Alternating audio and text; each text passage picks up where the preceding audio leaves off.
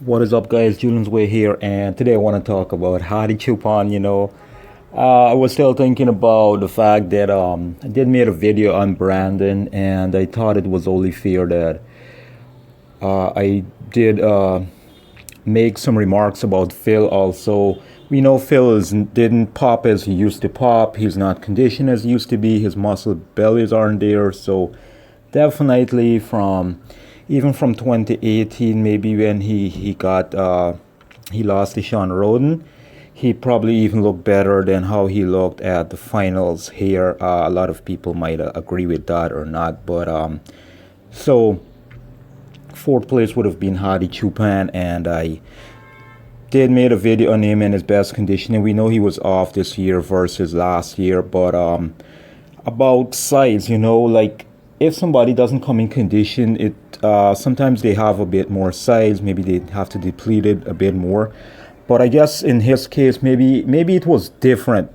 Maybe it had to do something with, like his coach said, Hani Rambad, about traveling late and not getting in time. Your body holds water up in the air, and there's a lot of stuff to manipulate in that sort of short time. So maybe it was that, because I would say it's that because he did come in tighter and better in the finals. But it's what it is. The judges do not care about that. I think they did their best, and he needs to get earlier. We all know that. But let's just let me just do a comparison and see how they look versus last year.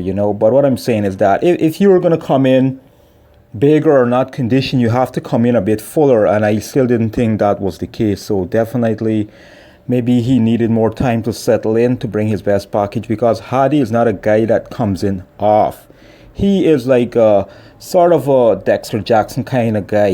He's always sharp. He's known for his conditioning, so consistency is always the key with that, and that did not happen this year, and that sort of put him to his placing. A lot of people said, according to the points and scoring, if Hadi had come in how he had come in at the finals, he would have definitely beat Phil, maybe even Brandon. So that's the thing. He would have even come in maybe sharper in the finals, and definitely maybe he would have been right there next to Rami. Anyways, guys, let's see. So left is Olympia 2019 versus Olympia 2020. Right there and then you could see the difference in conditioning.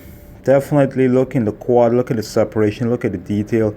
In fact, I think his legs look a bit more bigger, a bit more superior in 2019 on the left versus 2020.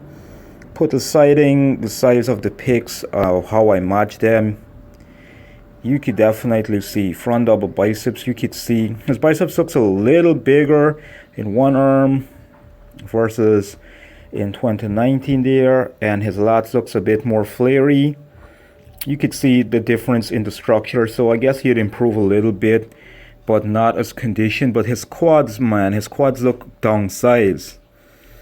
You can see, well, in this pose here it looks bigger, so I guess it's how he stands and how they squeeze and this kind of thing, but yeah, his quads does look a little downsized in the other poses in 2020 versus 2019.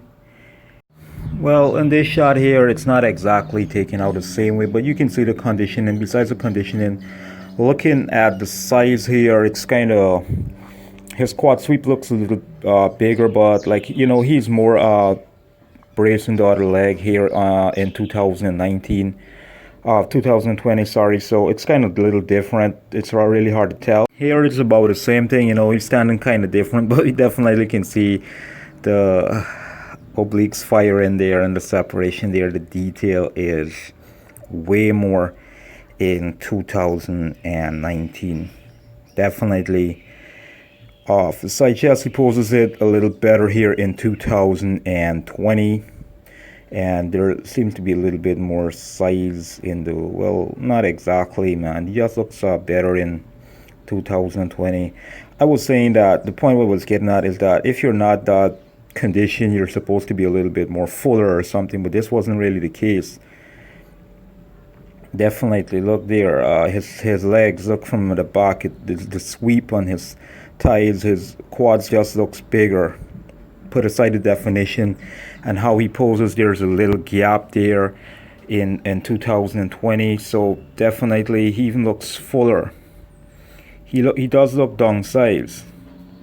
All right, he does look downsized. He's posing the same way. If he poses different, it's really hard to tell, because you can make the muscle pop more, or you create the illusion to look a bit more rounder, bubbly, or whatever. But he even looks downsized, so I do not think he improved, actually, not only in conditioning but not even in size. Here he looks pretty damn good versus 2020. Maybe he got this shot here, but yeah, overall, look at his triceps there. It just looks downsized in the pic, man. You know, his arms, not the best. Hadi, I do not know what happened. You know, there's a lot of other stuff that goes on behind the scenes. People have their own personal lives, their own adversities and stuff to deal with that they do not want to talk about and tell their fans everything that's going on, and people to play their part and comment on it. You know, some people just like to keep things low key. Even when they have injuries, they talk about it after the show because they do not want nobody to knock on them and say, oh, they made excuses